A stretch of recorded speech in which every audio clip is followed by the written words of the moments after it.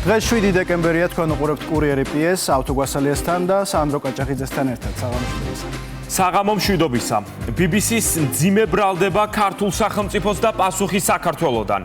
კამიტი იგივე ბრომო ბენზილციანიდი საქართველოს შინაგან საქმეთა სამინისტროს არსენალში არ არის და ის ქვეყანას არასდროს შეუძენია. კვირის დასაწყისში აგორებულ სკანდალს წერტილი კვირის ბოლოს დასაბუთებული კონტრარგუმენტებით დაესვა. სახელმწიფო უსაფრთხოების სამსახურმა გამოძიებით დაადგინა, რომ 2024 წლის დეკემბერში დემონსტრანტების წინააღმდეგ არა მხოლოდ კამიტი, არამედ არც ერთი აკრძალული ნივთიერება არ გამოუყენებიათ. გასარკვევი და გამოსაძიებელი არაფერია. საგამოძიებო მოქმედებები ამოწურულია, თემა დახურულია, აცხადებს საქართველოს პრემიერ-მინისტრი. ირაკლი კობახიძის თქმით, ნებისმიერ საერთაშორისო სუბიექტს შეუძლია დაინტერესდეს გამოძიებით, მთავრობამ მზადაა გადასცეს მათ როგორც დოკუმენტაცია, ასევე ყველა მასალა ნივთიერებებთან დაკავშირებით. 5 დღის განმავლობაში საზოგადოება თვალსაჩინო უცხოური სპეცსამსახურების მიერ წინასწარ დაეგმილ კამპანიას საქართველოს წინააღმდეგ, რომლის მიზანი ჩვენი ქვეყნის სტაბილურობის შერყევა და საქართველოს რეპუტაციის დაზიანება იყო. როგორც აქამდე არაერთხელ გვინახავს, ამ ანტიქართულ კამპანიაში აქტიურად მონაწილეობდნენ საზოგადოებისთვის კარგად ცნობილი ოდიოზური სუბიექტები, როგორც ქვეყნის შიგნით, ისე ქვეყნის ფარგლებს გარეთ.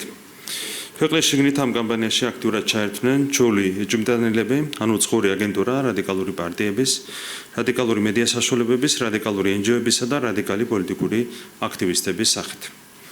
ბრიტანული მაუწყებლის მიერ მომზადებული რეპორტაჟი, რომელიც ძალიანად თითიდან გამოწვეულ ყალბ-ვარაუდებსა და გამოგონილ ამბებზე იყო აწყობილი, იქცა ხელნურ საბაბად პოლიტიკურად ანგაჟირებული ჯგუფებისთვის, რათა საქართველოს და ქართველი ხალხის წინააღმდეგ ახალი ჰიბრიდული ომი ეწარმოებინათ და სრულ ბრალდებებით, როგორც ჩვენს ქვეყანაში, ისე საერთაშორისო მასშტაბით ხელოვნურად აჟიოტაჟი გამოიწვიათ. ბრიტანული მაუწყებლის მიერ მომზადებული რეპორტაჟი არაერთ დადასტურებულად ყოველ ბრალდებას შეიცავდა, რომელთაგან ყველაზე გრძნობიარე ბრალდება აკრძალული ქიმიური ნივთიერების კამიტის თითქოს და გამოყენებას უკავშირდებოდა. ჩატარებული გამოძიებით უთუღურად დადასტურდა, რომ შინაგან საქმეთა სამინისტროს აღნიშნული ნივთიერება საქართველოში არათუ არასდროს გამოუყენებია, არამედ არც არასდროს შემოუტანია. გარდა ამისა, გამოძიებამ უთუღურად დაადასტურა, რომ შარშან მოძალადე მომიტინგეების დაშლისას საქართველოს შინაგან საქმეთა სამინისტროს არა მხოლოდ კამიტი, არამედ არც ერთი აკრძალული ნივთიერება არ გამოუყენებია. რაც შეეხება სხვა ანტისახელმწიფოებრივ ბრალდებებს. რეპორტაჟში მტკიცებითი ფორმით არის ნათქვამი, რომ არჩევნები გაღალდა, როდესაც ამის დამადასტურებელი არც ერთი ფაქტი არ არსებობს, ხოლო არჩევნების შემფასებელმა მთავარმა საერთაშორისო სადამკვირვებლო მისიამ 2024 წლის საპარლამენტო არჩევნები კონკურენტულად ქართული ოცნება კი არჩეულ ხელისუფლებად გამოაცხადა. ამავე რეპორტაჟში საუბარია მომიტინგეების წინააღმდეგ ფიზიკურ ანგარიშსვერებასა და არაფერია ნათქვამი იმაზე, თუ როგორ ძალადობდნენ აგრესიული უცხოეთიდან დატრენინგებული ძალადობრივი ჯგუფები სამართალდამცავ უწყებებზე, როგორ დაწვეს მათ პარლამენტის შენობის ნაწილი, როგორ დაამტვრიეს და განადგურეს დედაქალაქის ცენტრში სახელმწიფო და კერძო საკუთრება, როგორ დაუშინეს პოლიციას მოლოტოვის კოქტეილები, როგორ ესროდნენ პოლიციელებს დამიზნებით სიცოცხლისათვის საშიშ პიროტექნიკას. რეპორტაჟის ავტორების უკიდურესი პოლიტიკური მიგრძნობის კიდევ ერთი ნათელი დასტური მოპასუხე მხარის ამ შემთხვევაში მართველი პოლიტიკური გუნდის პოზიციების უგულებელყოფა და წინასწარ გაგზავნილ შეკითხვებზე გაცემული სრულყოფილი პასუხების დამალვა და აბსოლუტური იგნორირება იყო.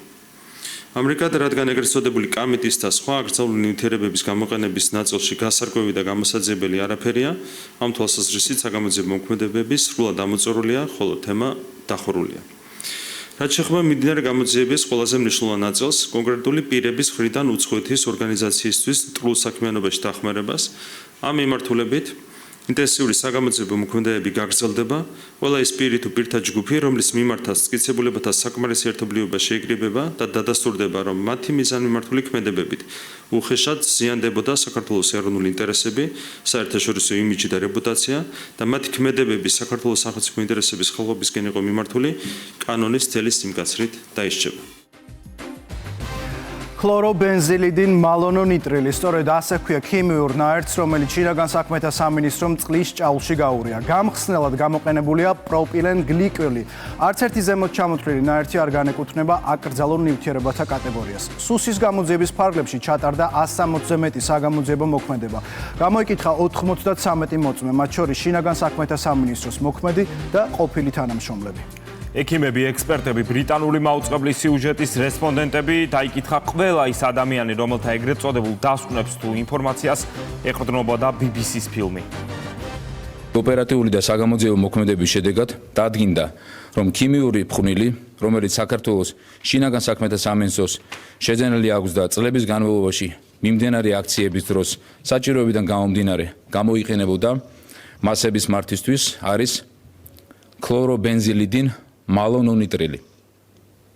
აღნიშნული ნივთიერება შინაგან საქმეთა სამინისტროს მიერ შეძენილია ებრაული კომპანიიდან 2007 წლის 17 დეკემბერს და 2009 წლის 27 მარტს გამხსნელ ნივთიერება ქლოროტრიქლორეთილენთან ერთად.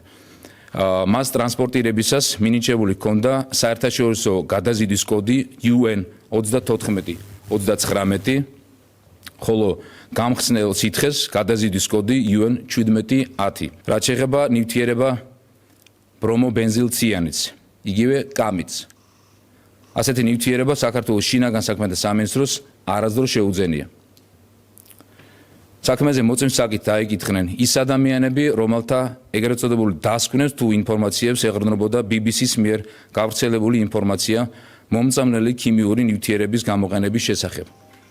გამოკითხვის დროს აბსოლუტურად ყველა მათგანმა უარყო, რომ მათი ინფორმაციები თუ დასკვნები ეხებოდა მომწამლელ ქიმიურ ნივთიერება კამიც. ამრიგად, გამოძიების მიერ მოპოვებული უტყუარი მტკიცებულებები გვაძლევს დასკვნის გამოტანის საფუძველს, რომ BBC-ს ფილმში გახმოვანებული ინფორმაციები საქართველოში ეგრეთ წოდებული ქიმიური იარაღი კამიტის მომიტინგეთა წინააღმდეგ გამოყენების შესახებ არის სრული და მიზანმიმართული დეზინფორმაცია და ემსახურება საქართველოს ინტერესების დაზიანებას, რაშიც სამწუხაროდ საქართველოს მოქალაქეებიც არიან ჩართულები. და BBC-ს ფილმის ავტორებთან ერთად მათი მოქმედებები ატარებს კარგად დაგეგმილ, ორგანიზებულ და კამპანიურ ხასიათს საქართველოს წინააღმდეგ კონკრეტული მტრული მიზნების მისაღწევად. შესაბამისად, ვინაიდან გამოძიების მიერ დეტალურად გამოსაგრებული ორი მიმართულებიდან ერთ-ერთთან დაკავშირებით, რომელიც შეეხებოდა პოლიციის მიერ წინა საუკუნის 30-იან წლებში აკრძალული ნივთიერების ეგრეთ წოდებული კამიტის გამოყენების გამოგონილ ფაქტს, საგამოგზავნებო მოქმედებები ამოწურულია სახელმწიფო უსაფრთხოების სამსახური აგრძელებს გამოძიებას იმ შესაძლო დანაშაულის შესახებ, რაც სისხლის სამართლის კოდექსის 319 მუხლით არის გათვალისწინებული და უცხოეთის ორგანიზაციისთვის მტრულ საქმიანობაში დახმარებას გულისხმობს.